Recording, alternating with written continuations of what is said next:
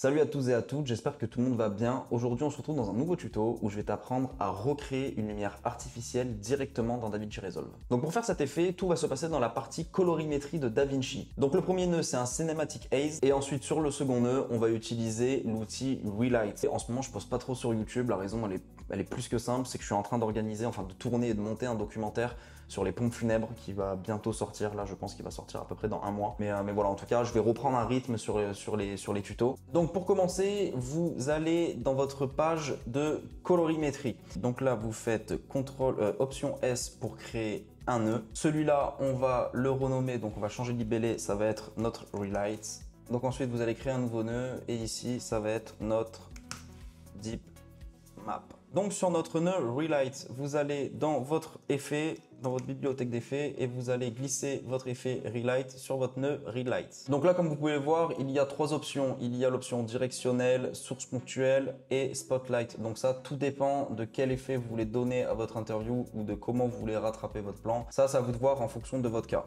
Donc comme vous pouvez voir, il y a deux sélectionneurs. Donc le premier, celui d'en bas, c'est le rond avec, on dirait, un petit soleil. Ça, c'est là où votre lumière va. Et ensuite, le cercle du haut, plus vous le montez, plus vous mettez de l'intensité, moins vous le montez, plus vous le descendez, plus votre lumière est spotée sur un seul et même endroit. Donc ce que nous pouvons faire, une fois que vous avez mis à peu près votre Relight là où vous le voulez, vous pouvez monter vos gains pour, on va dire, un peu mieux exposer votre image. En faisant attention, bien évidemment, à pas cramer votre visage. Donc là, rien que là, déjà, vous pouvez voir, on va dire, la différence de lumière. Donc ce que vous pouvez faire, c'est que vous pouvez monter votre gain pour, on va dire, ajouter plus de lumière et vous pouvez baisser vos hautes lumières pour éviter le côté cramé. Donc là, moi, dans ce cas-là, vous voyez, je pense que déjà, on est beaucoup mieux. Et là, vous allez me dire, oui, mais Enzo, tu éclaires ton visage, mais quand tu éclaires ton visage, ça éclaire aussi ton fond. Donc là, je vais vous faire voir comment focaliser votre Relight que et uniquement sur votre visage sans que ça influe sur votre fond. Vous allez dans votre bibliothèque d'effets et là, vous cliquez sur votre Cinematic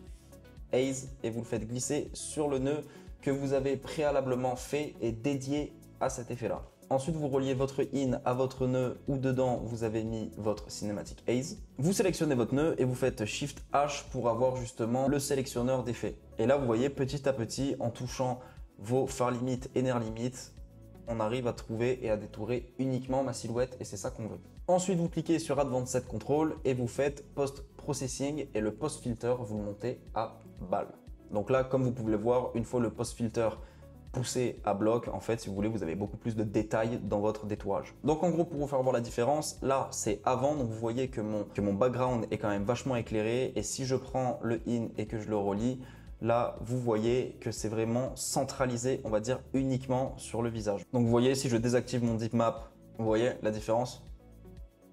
Donc en gros, pourquoi de nœud? Le Deep Map sert vraiment à sélectionner votre sujet et le Relight, en gros, ça joue dans l'espace 3D de votre plan et vous recréez un éclairage artificiel en fait, si vous voulez. Donc pour faire votre effet de néon, vous pouvez mettre votre Relight sur votre gauche ou sur votre droite. Donc soit vous baissez votre température, soit vous prenez vos gains et vous le mettez soit dans le bleu, soit dans le vert, soit dans le rouge, soit dans l'orange. Tout dépend de l'effet, de la couleur que vous voulez donner à votre néon. Donc maintenant, je vais vous faire voir comment assombrir ou éclaircir votre arrière-plan sans que ça touche votre sujet. Toujours dans la partie colorimétrie, vous créez un nouveau nœud. Vous créez ensuite, à côté, pareil, un nœud correcteur. Donc là, on va commencer cette fois-ci par notre Cinematic Haze. Donc vous allez faire exactement la même manipulation que tout à l'heure. Donc vous allez sélectionner uniquement votre sujet, donc dans les Far Limit. Voilà, une fois que vous vous retrouvez avec ça, vous faites Advanced Depth Control, pareil, Post Processing et le Post Filter, vous le montez à balle. Donc c'est exactement la même manip. Une fois que vous avez fait ça, vous sortez votre Out en vert et vous le reliez à votre In Alpha. Une fois que vous avez relié les nœuds, vous allez sur votre nœud Cinematic Haze et vous allez tout en haut et vous allez cliquer sur Inverse. Une fois que vous avez inversé votre Cinematic Haze ou votre Deep Map, vous allez cliquer sur votre nœud qui va vous servir d'exposition et là, soit vous baissez votre arrière-plan, soit vous montez votre arrière-plan. Et comme vous pouvez le voir, grâce au Cinematic Haze, ça influe uniquement sur votre background. Donc ensuite, une fois que vous avez fait vos lumières, si vous voulez mettre votre arrière-plan en bleu, vous touchez vos gains en jaune, etc., etc. Et là, vous avez vraiment full contrôle uniquement sur votre background et pas votre sujet.